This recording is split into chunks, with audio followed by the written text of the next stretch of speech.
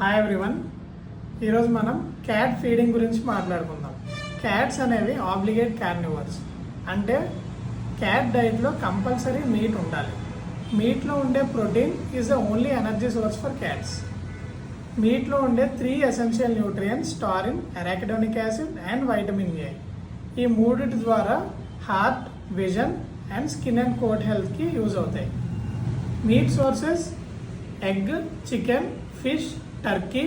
ఏ meat అయినా boil చేసుకొని ప్రాపర్గా కుక్ చేసి పెట్టాలి అండ్ ఎన్ని టైమ్స్ ఫీడ్ చేయాలి.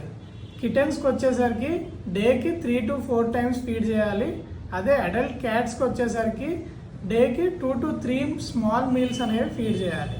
బేసిక్గా క్యాట్స్ అనేవి నవ్ అండ్ దెన్ అలా వచ్చి తినేసి వెళ్ళిపోతూ ఉంటాయి.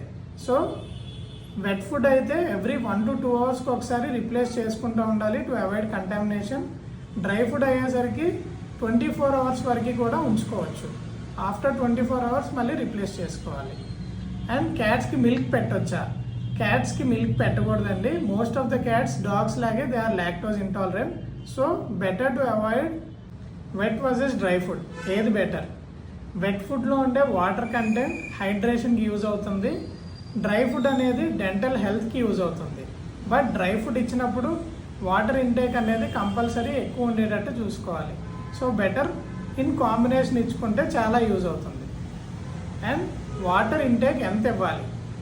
బేసిక్గా క్యాట్కి వచ్చేసరికి 45 to 55 ml per kg body weight per day ఇవ్వాలి. నార్మల్గానే క్యాట్స్ అనేవి చాలా తక్కువ వాటర్ తీసుకుంటూ ఉంటాయి. సో కంపల్సరీ వాటర్ ఇంటేక్ అనేది మానిటర్ చేయడం ద్వారా క్యాట్స్కి కామన్గా వచ్చే కిడ్నీ ఇష్యూస్ని మనం చాలా వరకు అవాయిడ్ చేయొచ్చు. Thank you.